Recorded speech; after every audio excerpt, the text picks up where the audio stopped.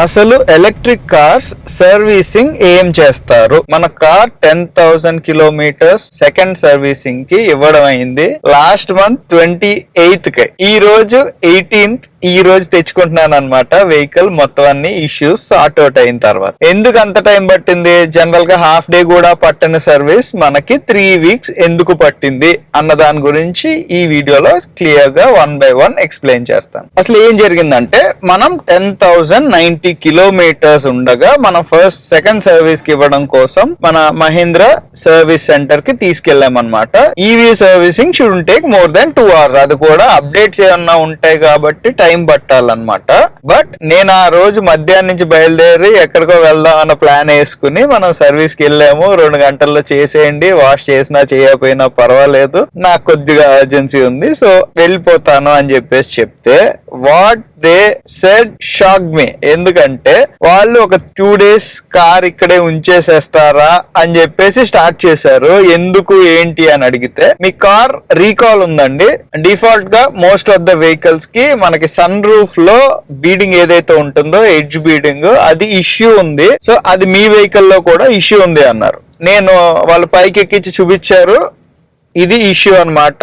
ఈ పక్కన edge beading ఏదైతే మీకు బెండ్ అయి కనిపిస్తుందో అది ఇష్యూ, మేజర్ ఇష్యూ. ఎందుకంటే రేపు వాటర్ లీక్ అవ్వచ్చు, ఏదైనా అవ్వచ్చు దాంట్లోంచి అన్నది పాయింట్ అన్నమాట. సో మహేంద్ర వాళ్ళు మనం అడగక ముందే వాళ్ళే they wanted to resolve it in almost all the vehicles affected.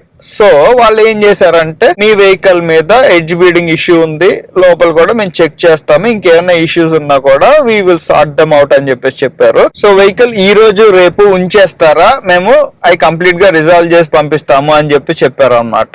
But నేను అన్నాను, లేదు నాకు చిన్న పని ఉంది, సో ఈ రోజు అవ్వదు. అండ్ ఆల్సో మీ దగ్గర పార్ట్స్ ఉన్నాయా, ఉంటేనే చెప్పండి, నేను ఇస్తాను. నేను ఆపు కూర్చోలేను బండిని, మీరు చేసి ఇచ్చే వరకు 2-3 days అని చెప్పేసి చెప్పాను అనమాట. ఓకే సార్, పార్ట్స్ వచ్చిన తర్వాత చూద్దాంలేండి, పార్ట్స్ వచ్చిన తర్వాత మీకు క్లియర్ గా చెప్తాను, దెన్ అప్పుడు తెచ్చిద్దరు కాని బండి. ఇచ్చినాక మీరు ఒక హాఫ్ డే మనకి ఇచ్చేసినా కూడా నేను చేపించి ఇచ్చేస్తాను అని చెప్పేసి చెప్పారు అనమాట. So that was 28th July. So 28th July రోజున జరిగిన డిస్కషన్ ఇది. తర్వాత 3 weeks అయింది. మనం ఆల్మోస్ట్ 3,100 కిలోమీటర్స్ పైన తిరిగేసాం వెహికల్ ని.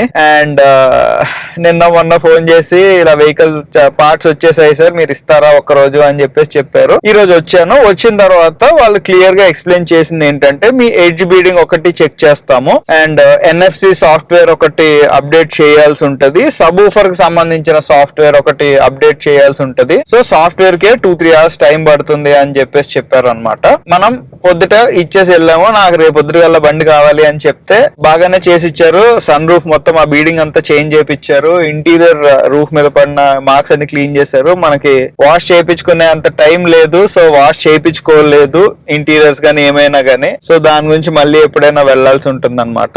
ఈ సర్వీస్ లో మనం చేసిన ఇదేమైనా ఉంది అంటే, జనరల్ గా వాళ్ళు మన దగ్గర 1,000 rupees ఎంత తీసుకున్నారు last time service cost. So that's it. That should be it. మనకి 1,000 rupees కన్నా ఎక్కువ అవ్వకూడదు.